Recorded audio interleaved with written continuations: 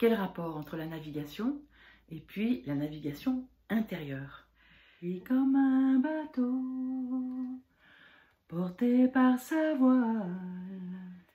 Pourquoi cette vidéo aujourd'hui? Parce que hier, la jeune navigatrice Clarisse Kramer qui est arrivée du Vendée Globe, et je suis moi-même navigatrice et je suis très touchée par sa performance d'avoir fait le tour du monde seule sur un bateau de 18 mètres. En plus, elle est arrivée au Sable d'Olonne et c'est là que je suis partie l'année dernière, fin décembre, je devais rallier Tahiti et j'ai été bloquée par le Covid et le canal de Panama fermé. Donc mon aventure s'est arrêtée au Panama. C'est pas vraiment la question. Cette aventure de navigatrice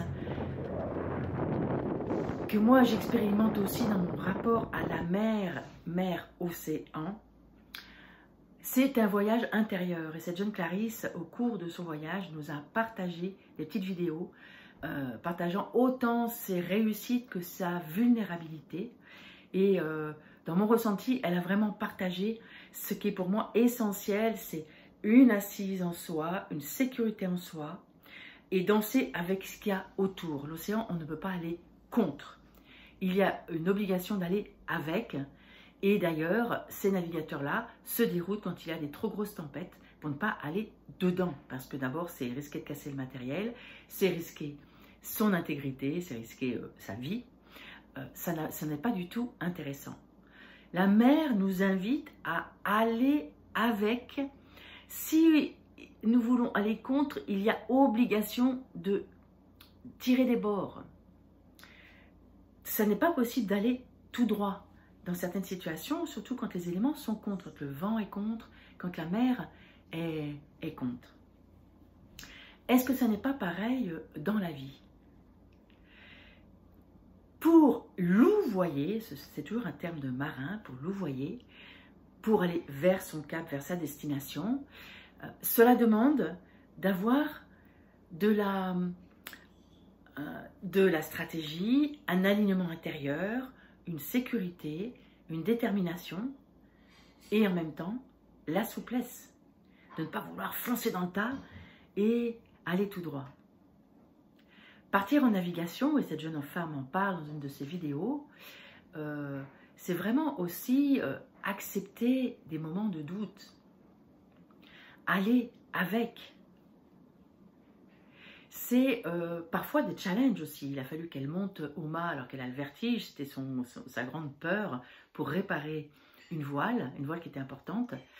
Elle a fini par y aller parce que la motivation, la persévérance, elle s'est interdit de ne pas le faire. Elle aurait pu, elle aurait certainement une moins bonne place.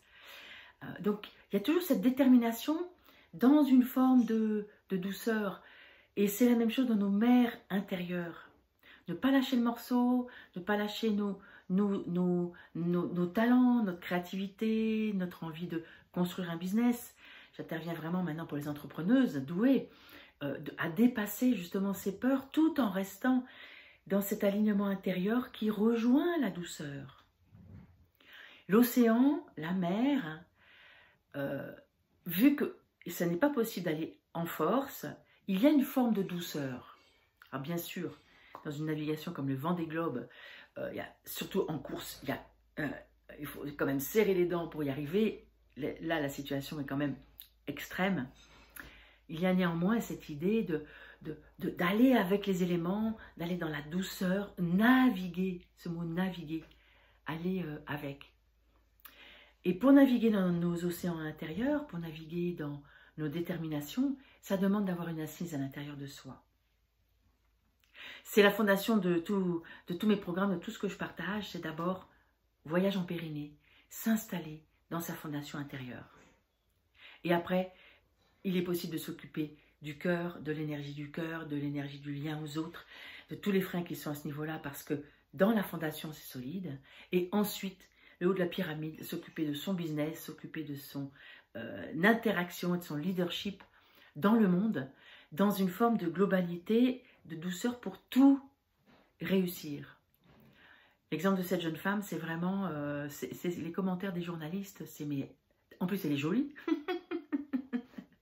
Elle a un sourire absolument magnifique, grande sportive, partageant autant sa vulnérabilité que sa force.